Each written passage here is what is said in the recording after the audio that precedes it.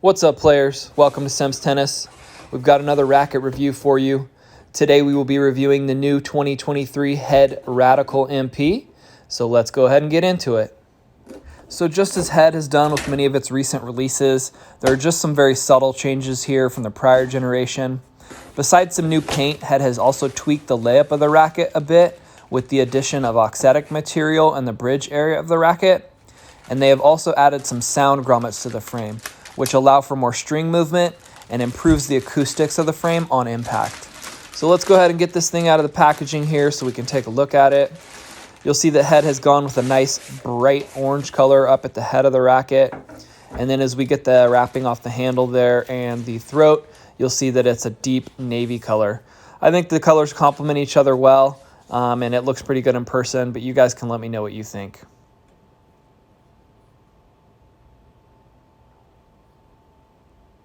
All right, so let's go ahead and get the specs for this racket.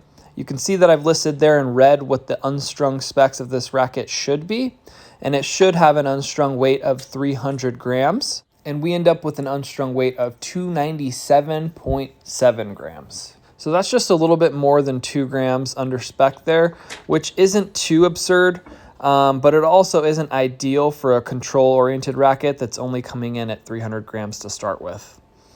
All right, so as we move on to get the balance here, what we should have is an unstrung balance of 320 millimeters. And what we're going to end up with here is a balance that's 316 millimeters.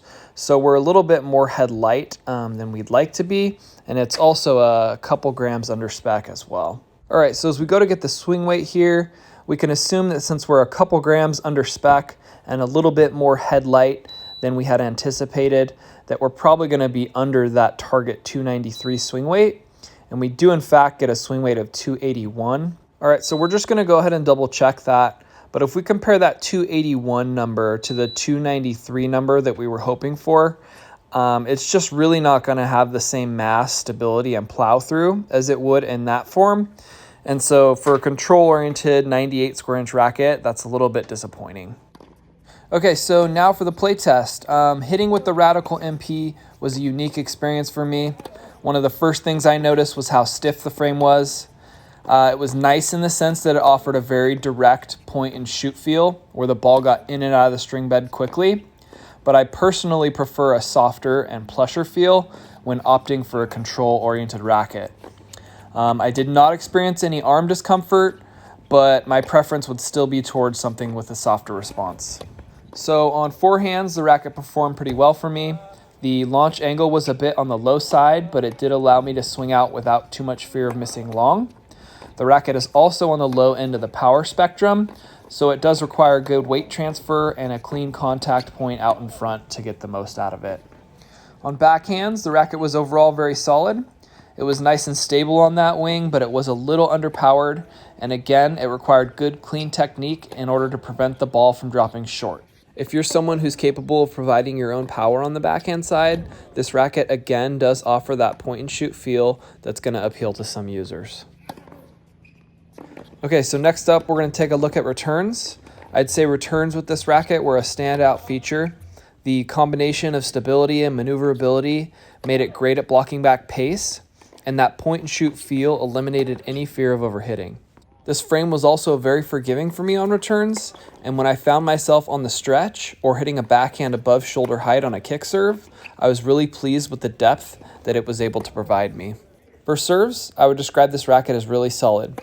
You really are just going to get in what you put in.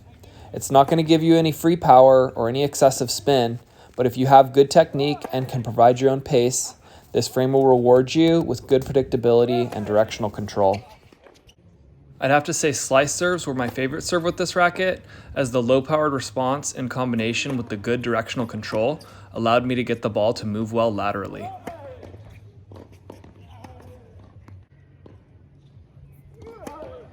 All right, so next up we have volleys, and volleys were another standout feature for me. It offered that good stability and was plenty maneuverable, which translated well to more defensive reaction volleys. And then that crisp, direct feel translated well to sticking volleys back deep and provided good confidence in terms of directional control. This racket was truly a great all-around racket for volleys and was one of the best in recent playtest memory. All right, so who's this racket for? Overall, this is a good all-around racket for intermediate to advanced all-court players who value control and a stiffer, more direct response. While the racket didn't really excel in any one single category, it really was a jack of all trades. You could compare this racket to something like a Pure Strike, but with a little bit more controlled and less muted response. All right, so that's all for today's review. Thanks for watching. If you found this video helpful, please hit that like button, and don't forget to embrace the grind.